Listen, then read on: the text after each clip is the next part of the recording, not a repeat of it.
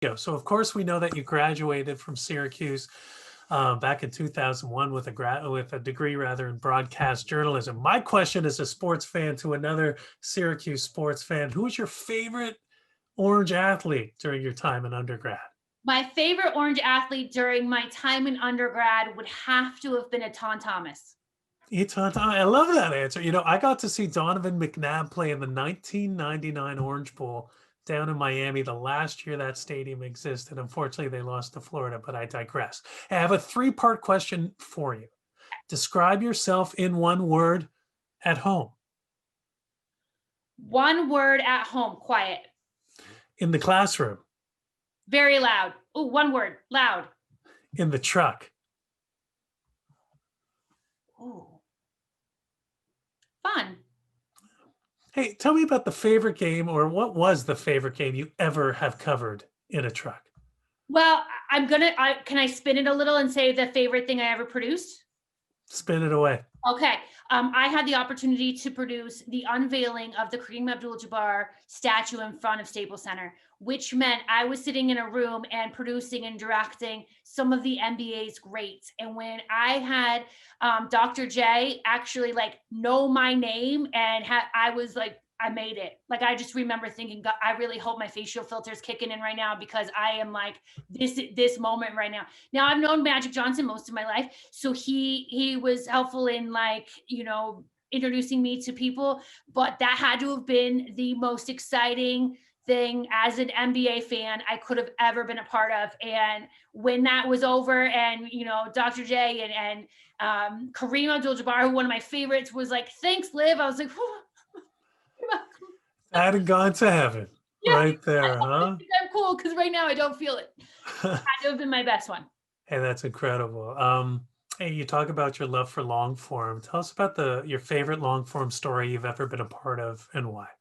Favorite long form story I've ever been a part of was a show that I worked with on Special Olympics. I'll try not to get emotional. Unfortunately, we recently lost Rayford Johnson. Rayford Johnson, if you don't know who he is, do your homework, look him up. Quite an inspiration.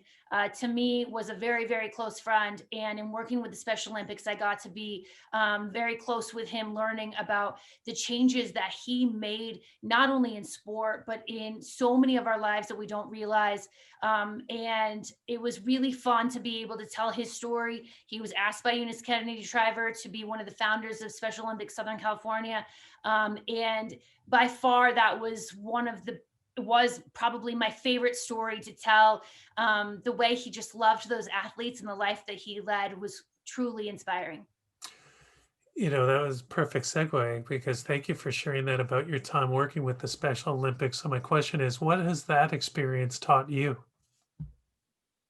You know, one of the times I had an interview with Maria Shriver, who is Eunice Kennedy Shriver's daughter and a reporter in her own right. And she said that one of the things being a Kennedy meant was having the pulpit and using it for good. And the Special Olympics really taught me about the amazing stories out there that would otherwise not get to be told if we didn't do our jobs. And it taught me how to listen. It taught me how to really pay attention to the responsibility we have as journalists, as producers. And I can't help but think of my own father in each of those parents, right? If my dad was very quiet, but if you asked him about me, you'd wish you hadn't, because he wouldn't shut up for hours. And I think this is these parents' opportunity to do that, to really validate their hard work, their love, and their pride, and their athlete that they have. And these athletes work their butts off, and they should be celebrated. And they have wonderful abilities. I have an intern here that is a part of that community, and so I learned a lot about the responsibility we have when we have the opportunity to tell someone else's story, and what a gift that is, and a responsibility that is. And so it's a really fun part of what we get to do. Yeah, the fun part of the rapid fire is hearing such a beautiful, eloquent answer like that, because it is about giving back and using your position for a greater good and having those opportunities. So thank you for sharing that. Two quick questions left for you. 5 words or less. What is the most rewarding part for you about being a teacher? The text message when I get a job. I just love it. When I get that text message from students that say, I know you told me I could do it, and finally I did.